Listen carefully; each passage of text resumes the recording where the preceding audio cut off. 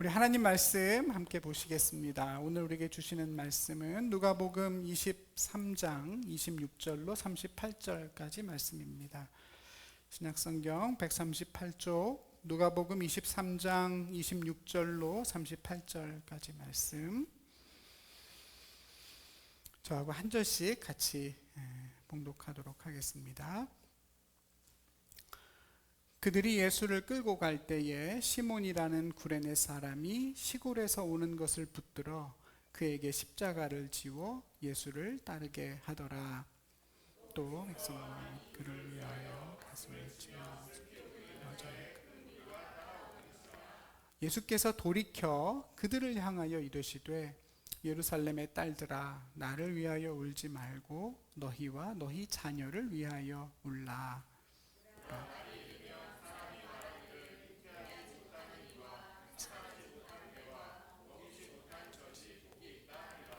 그때에 사람이 산들을 대하여 우리 위에 무너지라 하며 작은 산들을 대하여 우리를 덮으라 하리라.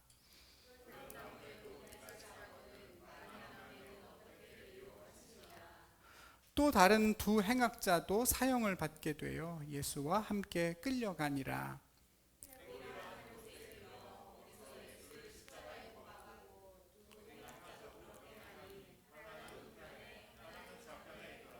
이에 예수께서 이르시되 아버지, 저들을 사하여 주옵소서. 자기들이 하는 것을 알지 못함이니이다 하시더라. 그들이 그의 옷을 나눠 제비 뽑을새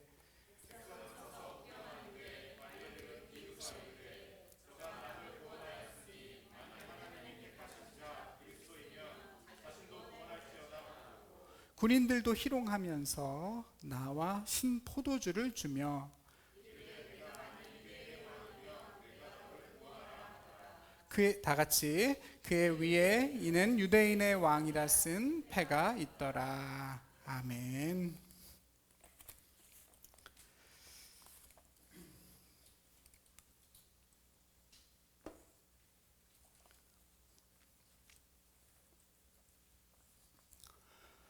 오늘 본문 34절에 자기들이 하는 것을 알지 못함이니이다를 오늘 말씀의 제목으로 삼습니다.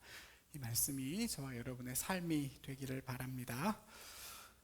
무리에게 만족을 주고자 했던 빌라도의 판결이 마침내 언도되고 이제 예수님은 곧장 십자가 형장으로 향하게 됩니다. 오늘 본문에는 생략되어 있지만 그 전에 먼저 총독의 관저로 되돌아가게 되죠. 거기서 십자가 죄인들이 당하도록 되어 있는 끔찍한 채찍질을 맞고 머리에는 가시관을 쓴 채로 군인들의 침뱉음과 희롱과 폭력을 당하게 되십니다. 그리고 나서 이제 오늘 본문의 장면으로 넘어오게 되는데요. 그렇게 우리 이제 끝내 예수님의 십자가 앞에 서게 됩니다. 빌라도의 관저에서 십자가 형장이 있는 골고다 언덕까지 약 1km 남짓한 그 오르막길을 가리켜서 라틴어로 비아 돌로로사, 슬픔의 길이라고 부릅니다.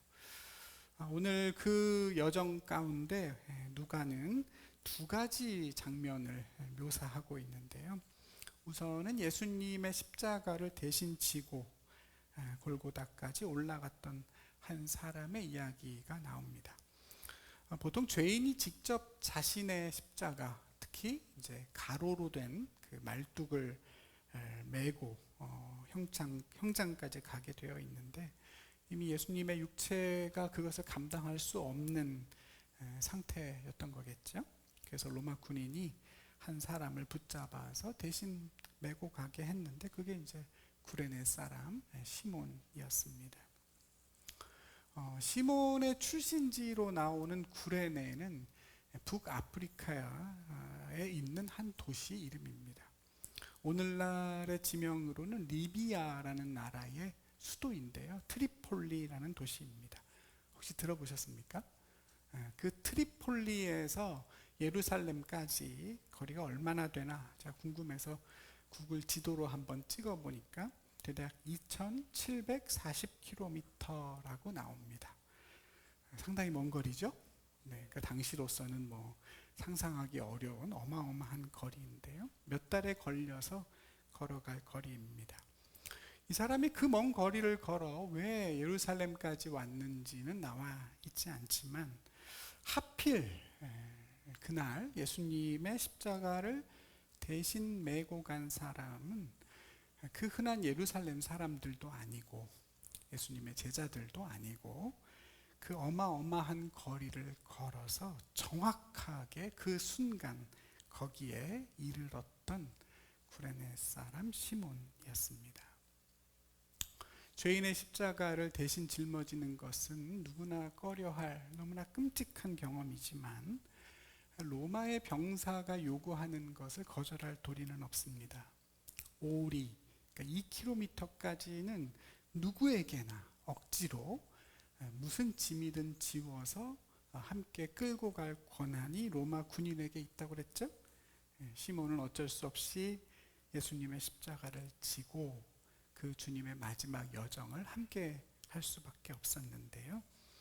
오늘 본문에 보니까 예수님을 그렇게 따라갔다라고 기록되어 있습니다. 예수님이 앞에 먼저 걸어가시고 십자가를 맨 시몬이 뒤쫓아 갔다는 거죠.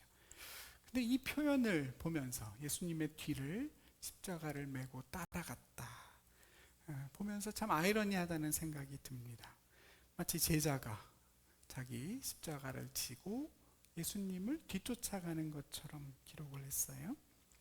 제자들은 온데간데 없고 주님 곁에 있겠다고 했던 사람들은 다 뿔뿔이 흩어지고 대신 엉뚱한 사람이 예수님의 십자가를 지고 있죠. 더군다나 그 사람의 이름은 왜 또 시몬인지, 예수님의 제자 12 중에 시몬이란 이름을 가진 제자가 둘이나 있거든요. 어떻게 먼 이방 출신의 한 나그네가 그렇게 제자들의 자리를 대신해서 예수님의 마지막 길을 동행하고 있는지 참 하나님의 섭리가 신기하다는 생각을 해보게 됩니다. 시몬이 그렇게 예수님의 십자가를 대신 지고 가게 되면서 우리는 이 비아 돌로로사의 두 번째 장면을 마주할 수 있게 됐습니다. 예수님의 뒤를 따라가던 여인들이 있었대요. 가슴을 치면서 눈물을 흘리며 예수님을 따라가고 있는 큰 무리가 있었는데 예수님께서 그들을 향해서 돌이켜 말씀을 하시게 된 겁니다. 만약 십자가를 메고 있었으면 못했겠죠? 시몬이 아니었다면 할 수 없는 일이었을 겁니다. 시몬의 어깨를 빌려서 예수님이 마지막 메시지를 호흡을 가다듬어 하시게 돼요. 뭐라고 하시죠? 나를 위해서 울지 말고 너희와 너희 자녀를 위해서 울어라. 지금 나를 위해서 울 때가 아니다. 감당할 수 없는 고난과 심판의 때가 가까이 왔다. 이 고통을 내가 다 겪느니 차라리 산이 무너지고 언덕이 덮어져서 내가 죽는 게 낫겠다 말하게 될 거고, 아이를 임신한 여인들이 너무나 힘들고 그 아이에게 처해질 운명이 너무나 고되어서 아무 아이도 없는 여인이 복이 있다 말하게 된다. 살아있는 푸른 나무, 예수님을 가리키죠. 그 푸른 나무에도 이러한 고난을 받도록 하나님이 허락하신다면 죄로 인해 죽은 나무, 마른 나무는 어떻게 되겠느냐. 뻔히 살아있는 생나무를 다 태워버릴 만큼의 고난의 불이라고 하면 죽어있는 마른 장작들에게는 얼마나 그 불이 활활 타오르겠느냐. 그 운명을 생각해 보고 때를 분별해서 울어라. 나를 위해 울지 말고 너희와 너희 자녀를 위해 울고 기도하라고 주님은 당부하십니다. 누가 누굴 염려하시는 거예요, 그죠?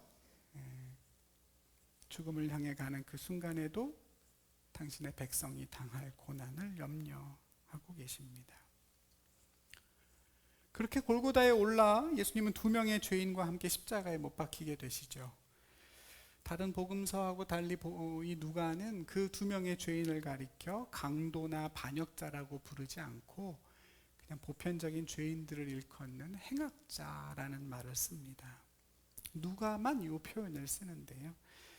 마치 그 두 사람이 십자가형에 매달려야 할 극악한 죄인이 아니라 그보다는 그냥 죄에 매여 사는 평범한 사람들을 대변해 주는 것 같은 인상을 받게 됩니다. 그리고 그 죄인들을 향해서 예수님은 기도하시죠.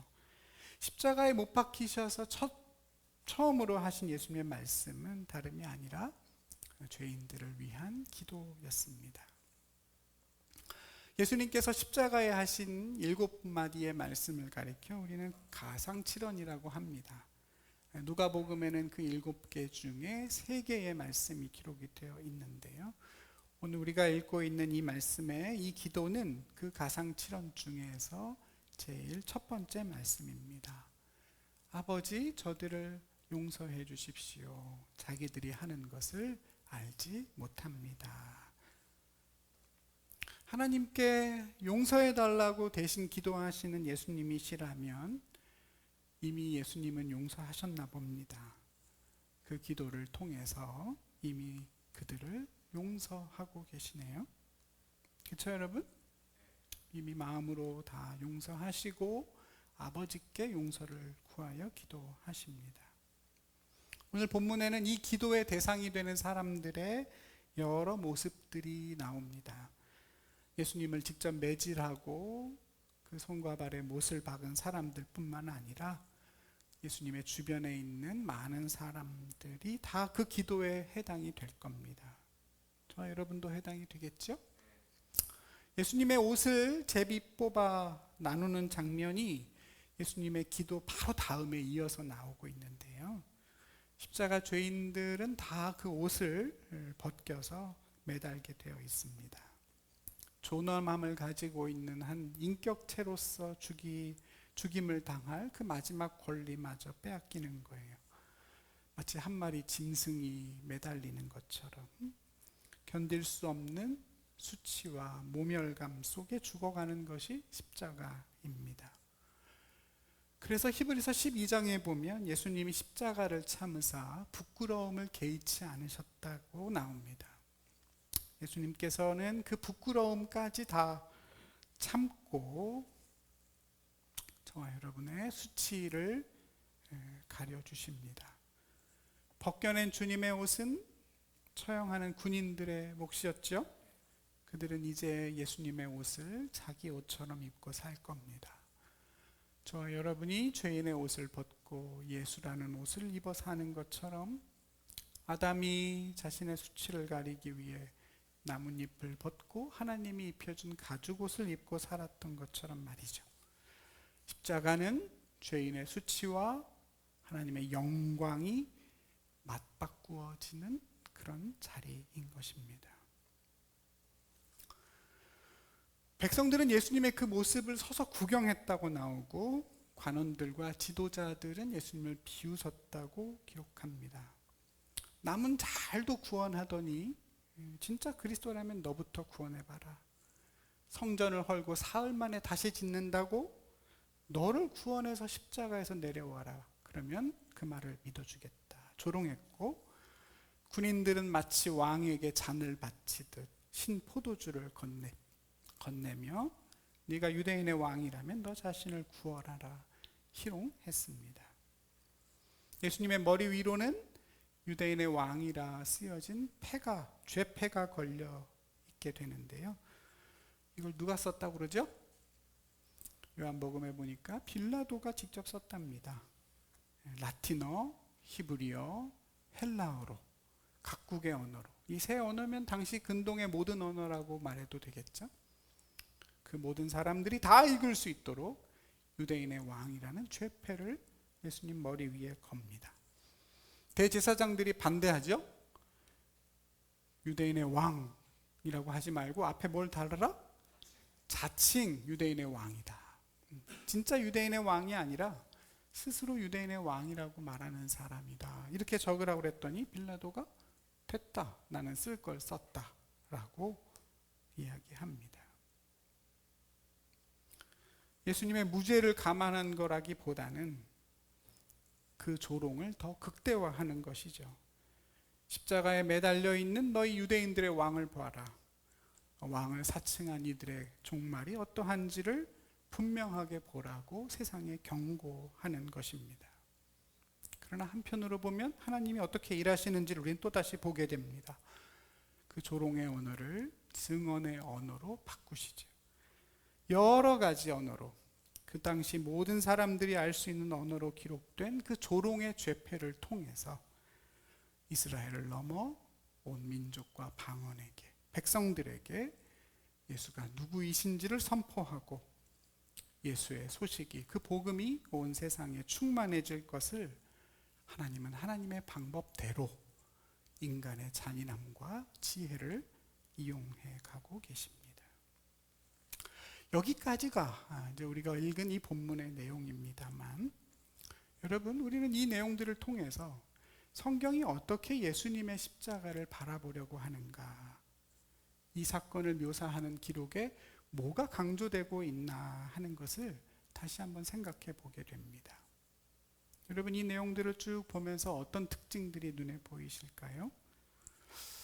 우리 보통 예수님의 십자가 그러면 당연히 예수님의 고통을 먼저 생각하게 됩니다.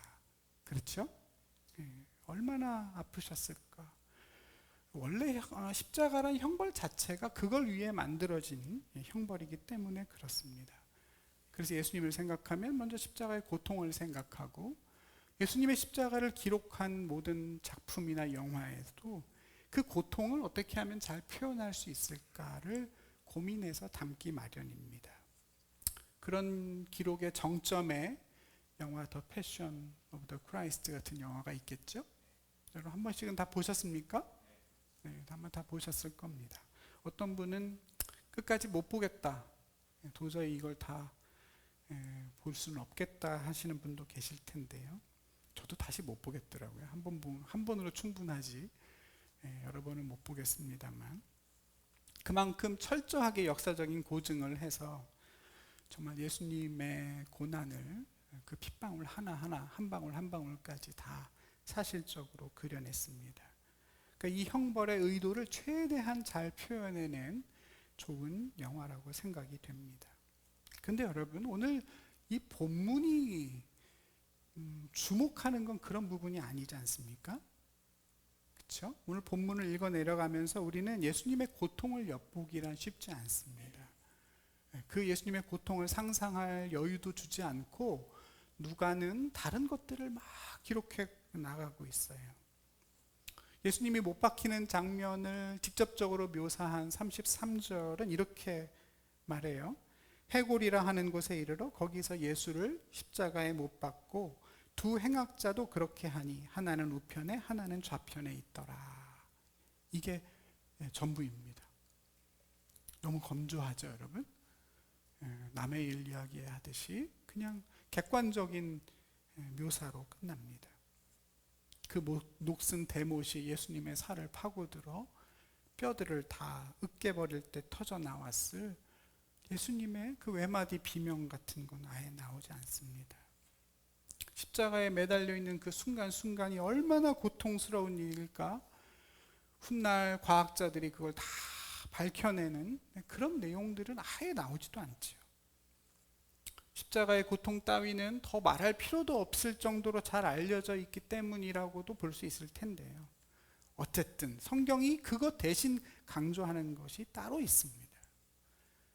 앞에 예수님을 고문하고 신문하고 할 때도 나왔던 것이고, 오늘 본문에서도 가장 많은 분량을 할애해서 기록하는 것은 다른 게 아니라 예수님을 향한 조롱과 희롱과, 그리고 그로 인한 예수님의 수치입니다.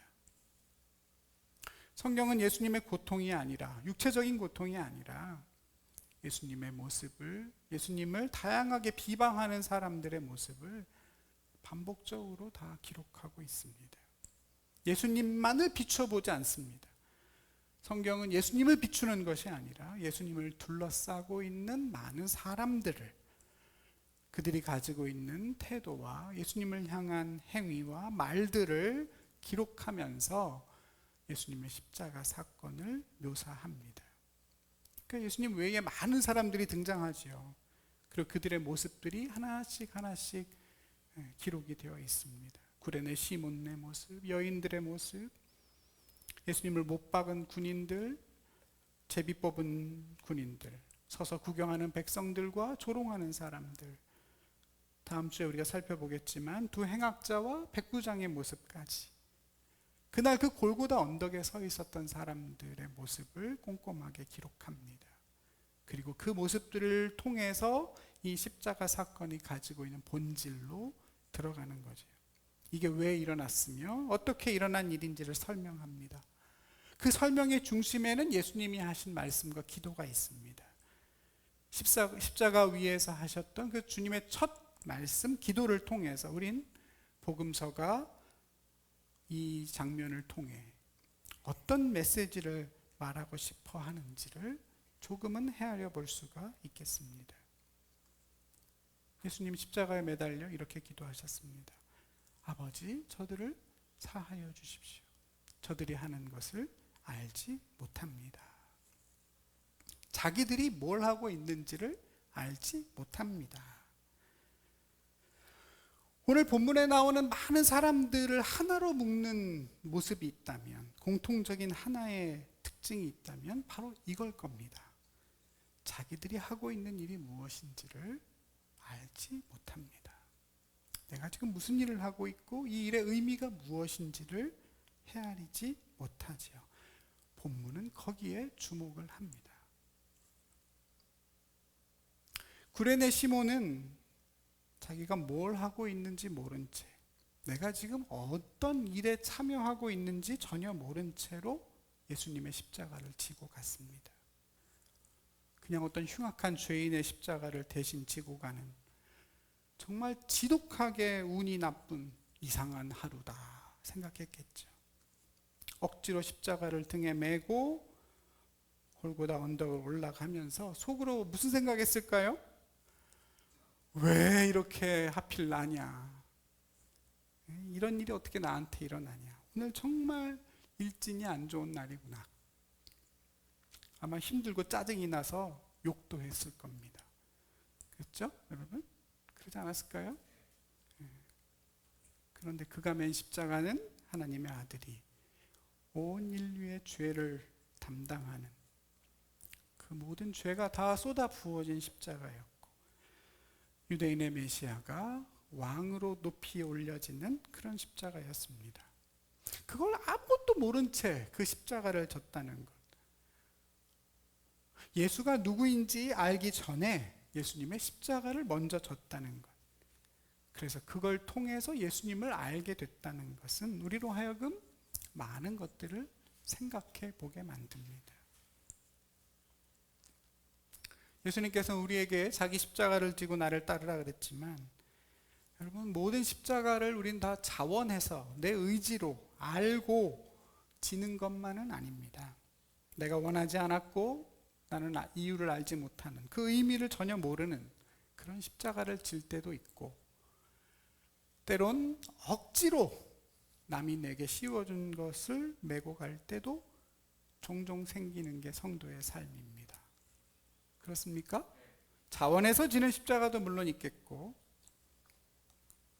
어쩌다 보니 그냥 메어져 있는 십자가도 있고, 때로는 오늘 시몬처럼 누가 억지로 지고 가라고 해서 맨 십자가도 있습니다.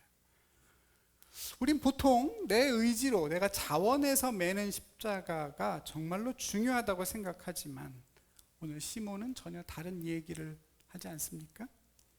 때로는 억지로 진 그 십자가가 가장 결정적인 십자가일 때도 있습니다. 원해서 한 일은 아니지만, 다 의미를 이해한 건 아니지만, 그러나 그 일을 통해서 하나님은 놀라운 구원을 이루어 가시고, 우리로 하여금 하나님의 일에 참여하게 하시고, 나와 내 가족이 구원을 얻는 놀라운 은혜를 누리게도 하시죠. 로마서의 마지막 부분에 보면 바울이 한 가족의 안부를 언급하면서 편지를 마무리합니다. 주 안에서 택하심을 입은 루포와 그의 어머니에게 문안하라. 그의 어머니는 나의 어머니다. 그러죠. 근데 거기 루포와 그의 어머니, 이 루포가 바로 시몬의 아들이라고 마가복음은 기록합니다. 마가복음은 로마에 있는 성도들에게 쓴 편지인데요. 그러고 보면 얼추 이야기가 이어집니다. 구레네에 살던 가족들이 로마로 이주해서 신실한 믿음의 가정을 이뤘다는 뜻입니다. 마가복음에서 루포와 그의 어머니 이렇게 설명하는 걸 보면 누가복음에 있는 사람들은 몰랐지만, 누가복음을 읽었던 성도들은 몰랐지만 로마에 있는 사람들은 루포가 누구이고 어머니가 누구이고 시몬이 누군지를 다 알았던 모양입니다. 바울은 말하죠. 루포의 어머니는 내 어머니나 마찬가지다. 그러니까 시몬의 아내인 그 여인은 바울의 어머니 같은 존재라고 합니다. 그만큼 헌신적으로 바울의 사역을 뒷바라지했다는 거죠. 주 안에서 택하심을 받은 루포와 그의 어머니, 주 안에서 택하심을 받은 그 택하심이 무엇인지는 우리는 알고 있습니다. 시몬이 억지로 져야 했던 십자가의 택하심 아니겠습니까? 난 도저히 그 의미를 이해할 수 없는 일이지만, 아무것도 모르고 했지만 하나님은 그 일을 통해 그 누구도 감당하고 헤아릴 수 없는 일을 이루어 가시는 것입니다. 그러니 여러분, 성도는 너무 내 의지, 내 이해, 내 선택, 내 노력을 강조하며 살지 않아도 됩니다. 그게 중요하지 않다는 것이 아니라 그거 너머에서 우리와 함께 하시고 우리를 위해 일하고 계시는 하나님, 그 뜻 안에서 내가 살고 있다는 사실을 더 자주 기억해야 됩니다. 난 내가 하고 싶을 때 해. 나는 자원하는 일을 하는 사람이야. 난 억지로는 안 해. 누가 시켜서도 안 해. 난 내 마음이 내켜야 되고 그 일이 이해가 되어야 해. 하나님 앞에서라면 굳이 안 그러셔도 됩니다. 자원하는 마음이 있으면 그건 최고로 좋겠지만, 그러나 그게 없어도 넉넉히 하나님은 그 은혜를 우리에게 베풀어 주십니다. 남이 시켜서도 하고, 남을 따라서도 해보고, 마지못해서도 해보고, 친구 따라 강남도 가보고, 그러면서 하나님의 일들을 보는 그 길이 저와 여러분이 걷고 있는 신앙의 길입니다. 제가 테니스를 열심히 치고 있는 지 3개월이 지났습니다. 훌륭하지 않습니까? 근데 제가 테니스를 어떻게 시작했는지 여러분 말씀드렸던가요? 제가 탄자니아에 작년에 갔다가 거기 이제 최연성 교사님이 저에게 해보라고 해서 하게 됐는데, 여기서 탄자니아 갈 때 짐이 어마어마하게 많았습니다. 그때 공항에 오셨던 분들은 아시겠지만 정말 많아서 여기서도 따로 요금을 더 내고 탄자니아 공항에 가서도 기백만 원의 돈을 따로 내야만 이제 나갈 수 있을 정도로 짐이 많았는데, 그 많은 짐의 대부분이 뭐였냐면 테니스 채와 테니스 볼 머신이었습니다. 테니스를 치려면 테니스 이제 머신에서 공을 막 뿌려주면 이제 그걸 이제 치는 연습을 하는 건데요. 선교사님이 탄자니아 아이들에게 테니스를 체육 시간에 가르쳐 주기 위해서 그 커리큘럼을 만들려고 하니 좀 무겁고 힘들지만 다 싸들고 오라고 그래서 가지고 간 겁니다. 근데 어느 날 저녁 저희가 식사를 다 하고 같이 얘기하고 쉬고 있는데 선교사님이 그 짐 무더기 속에 가서 테니스 채를 이것저것 쳐다보고 하나를 골라서 가지고 와서 저에게 주시는 겁니다. 목사님, 이거 선교사가 주는 선물입니다. 가셔서 꼭 하십시오. 선교사가 주는 것이고 선교 물품을 드리는 거니 아마 안 하시면 큰일이 날 겁니다. 그렇게 받은 그 라켓으로 지금 테니스를 치고 있어요. 열심히 합니다. 야외 코트에 나가서 레슨 받고 있고, 비가 오면 실내 테니스장에 가서 돈을 따로 내고 배우고 있습니다. 옛날에 새벽마다 테니스 치러 수영하러 가는 거 지옥 같다고 그랬잖아요. 이거 얼마나 재밌고 좋은지 모릅니다. 이 좋은 걸 어떻게 시작하게 됐다고요? 선교사가 협박해서 억지로 하게 된 거예요. 내 생각, 내 의지, 내 결단, 그런 것만 중요한 게 아니라 그것만 내가 생각하고 살면 그 너머는 못 보게 됩니다.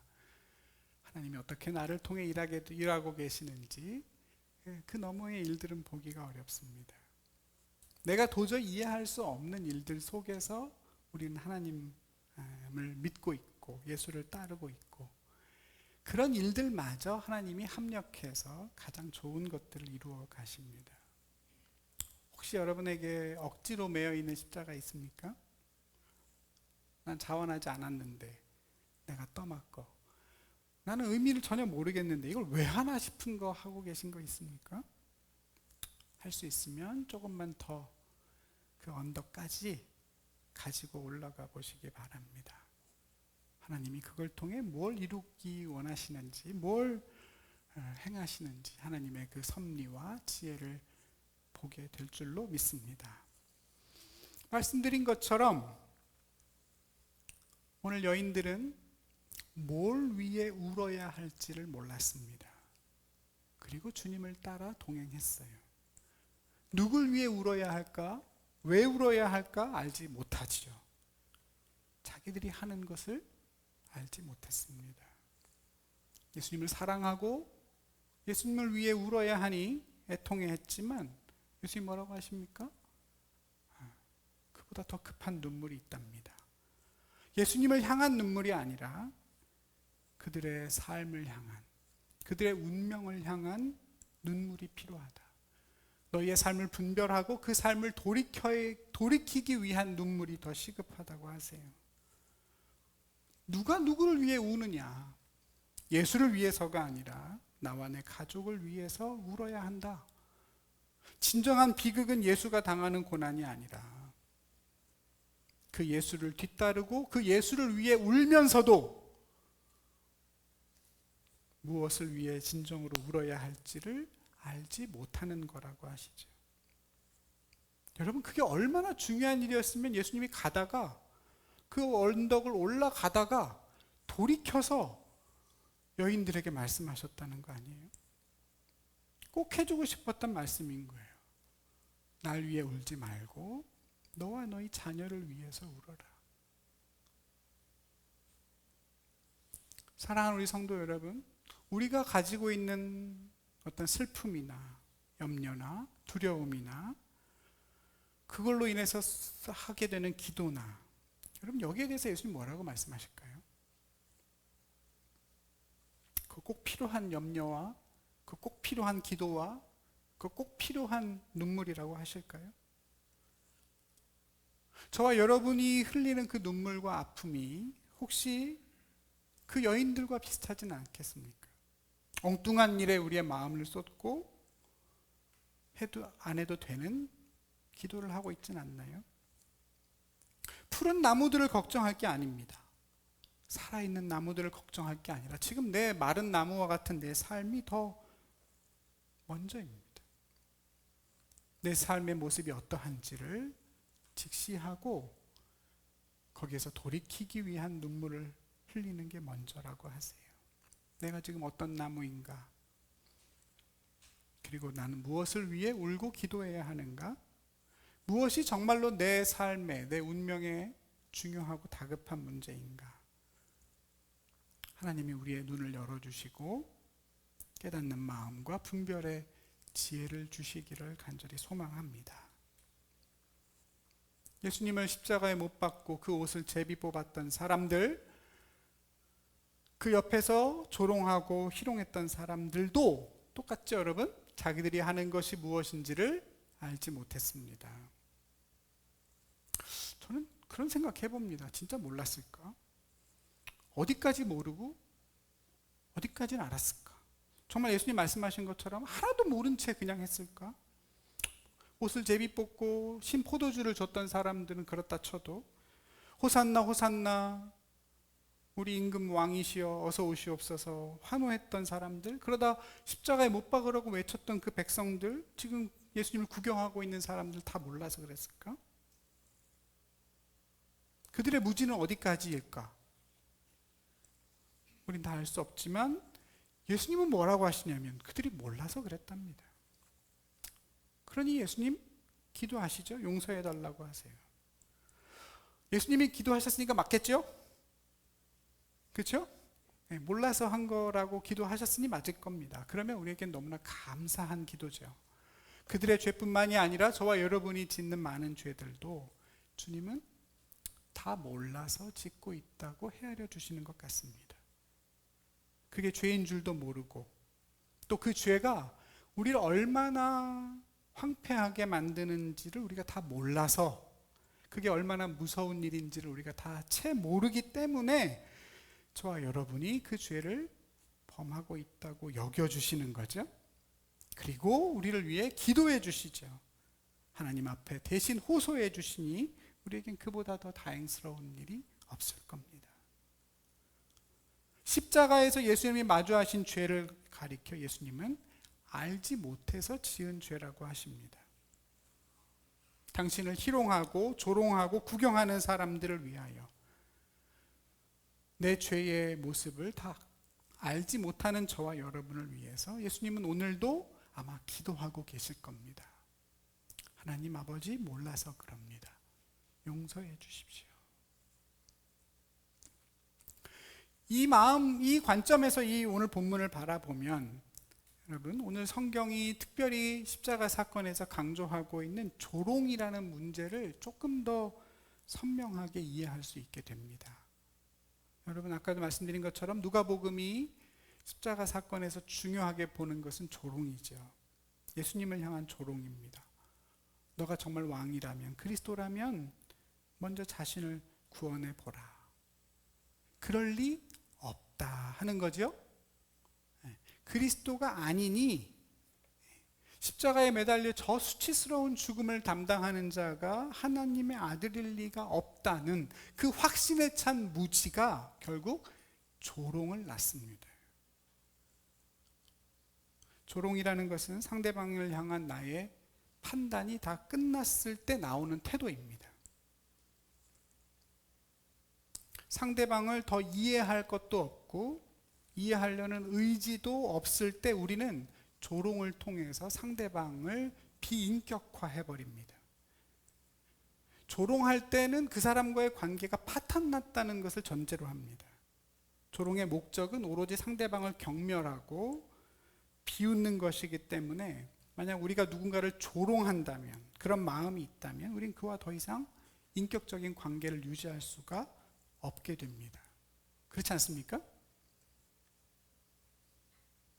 그래서 조롱을 한번 잘못하면 엄청난 폭력을 주고받을 가능성이 있습니다. 조롱 자체도 폭력이지만 조롱으로 말미암는 폭력은 가늠하기 어렵습니다. 조롱을 당한 사람이 가만히 있지 않기 때문입니다. 여러분 누군가랑 말다툼을 하다가 그 사람이 나를 조롱하고 비웃는다는 느낌을 받을 때 어떻습니까? 그때는 말로 끝나기 쉽지 않습니다. 욕이 나오고 잘못하면 물리적인 폭력이 나옵니다. 운전하다 시비 붙었을 때 제일 조심해야 되는 게 그래서 상대방을 향한 비웃음이죠. 상대방을 경멸하는 조롱의 표정이 우리 얼굴에 새겨지는 순간 그땐 정말 어마어마한 일이 벌어집니다. 그 상대방을 조롱할 땐 함부로 하면 안 됩니다. 조롱하면 안 되지만 조롱할 수 없어요. 그 보복이 어떻게 될지 몰라서 그렇습니다. 상대방이 정말 약한 존재이거나 아니면 숫자적으로 열세인 경우나 아니면 예수님처럼 아예 십자가에 매달려서 아무런 반격을 할 수 없을 때나 가능한 일이 남을 조롱하는 것입니다. 근데 가능하다고 해서 조롱을 해서도 안 되는 이유는 그 조롱이 사실은 타인에 대한 문제라기보다는 내 안에 있는 문제를 보여주는 증거이기 때문에 그렇습니다. 제가 이 본문을 읽으면서 조롱에 대한 여러 가지 자료들을 좀 찾아봤는데요. 내가 남을 조롱하는 이유가 뭐냐? 그건 내 안에 내가 감당하기 어려운 어떤 수치심이 작동하고 있다는 반증입니다. 그렇게 심리학자들은 얘기해요. 내 안에 생겨있는 부끄러움과 열등감과 이런 것들을 가리기 위해서 나오는 심리적인 방어 기제가 조롱입니다. 내 안에 있는 어떤 비뚤어진 자존감이나 수치나 또는 내 자신을 높게 평가하는 우월감이 뒤죽박죽돼서 조롱이라는 태도로 표출됩니다. 그러니까 여러분, 내 안에 누군가를 조롱하려는 마음이 느껴질 때는 내 안에 어떤 수치심과 어떤 불편함을 가지고 있는지를 먼저 보셔야 됩니다.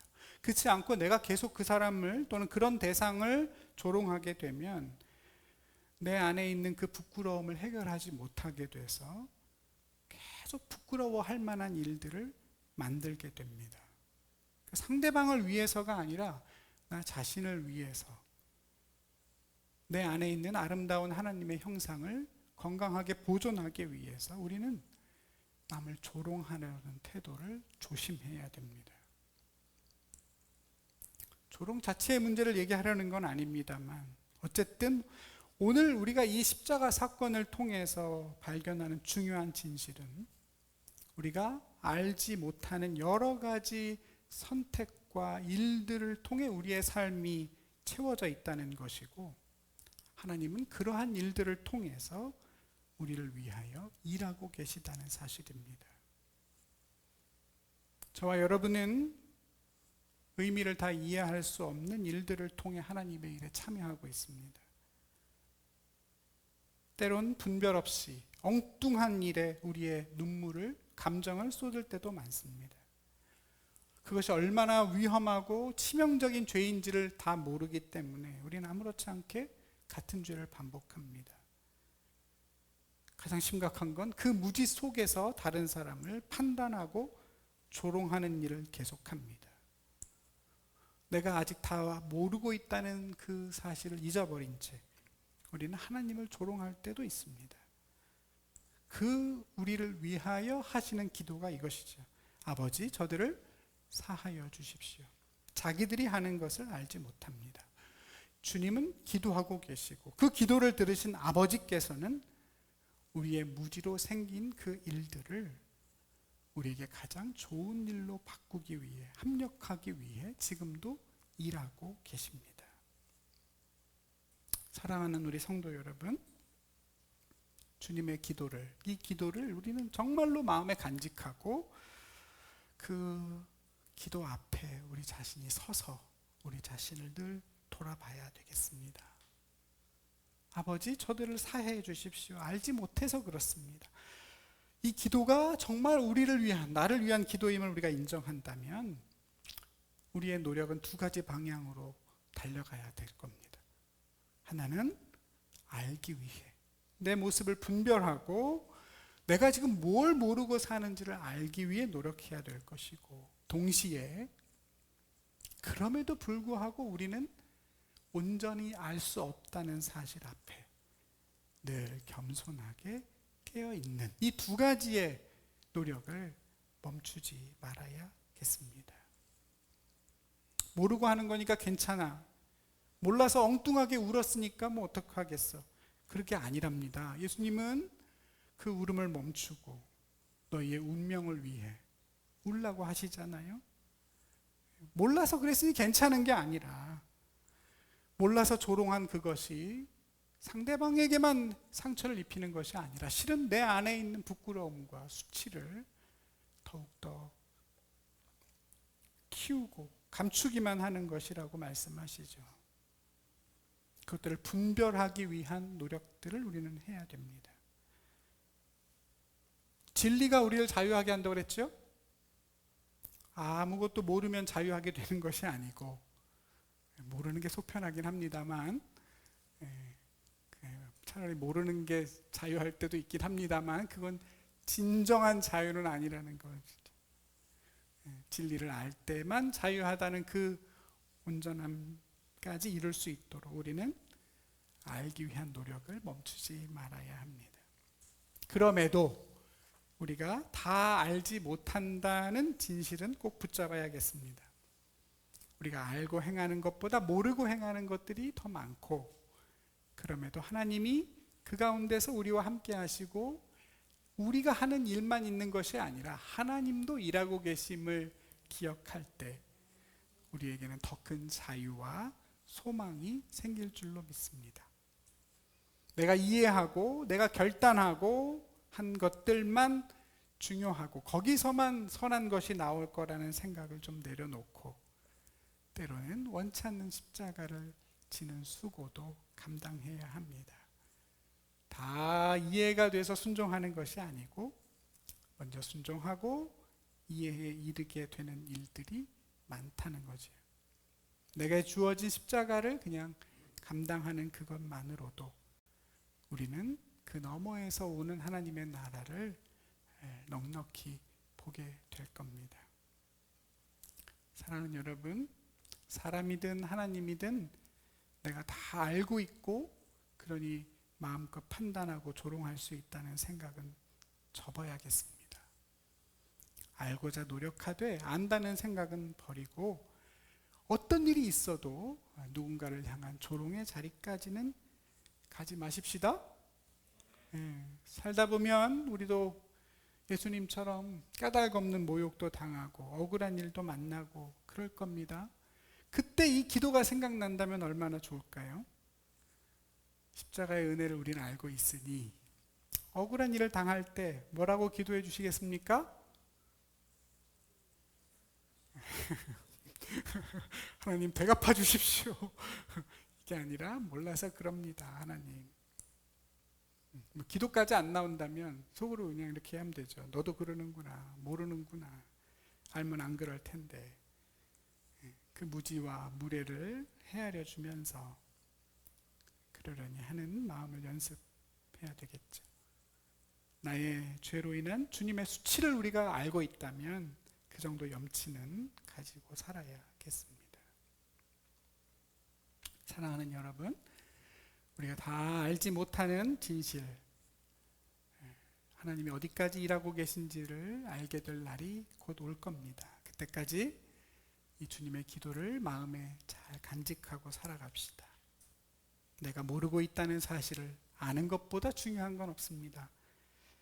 내 지식과 내 의지로만이 아니라 하나님의 은혜로 내가 살아가고 있다는 사실을 늘 기억하면서 겸손하고 진중하게 어떤 순간에도 조롱의 자리에 떨어지지 않도록 조심하면서 예수님의 십자가를 오늘도 따라가는 저와 여러분 되기를 바랍니다. 기도하겠습니다. 무지하고 또 분별 없는 삶을 반복하는 저희들을 위해서 그 십자가의 모진 고난과 수치와 조롱을 견뎌주신 하나님, 우리 예수님, 그 사랑을 온전히 누리고 깨닫고 그 은혜를 삶으로 고백하며 살아갈 수 있도록, 그래서 주님처럼 우리를 저주하는 자를 향해서도 축복하며 기도할 수 있도록 우리의 마음을 인도하여 주시옵소서. 예수님의 이름으로 기도드립니다. 아멘.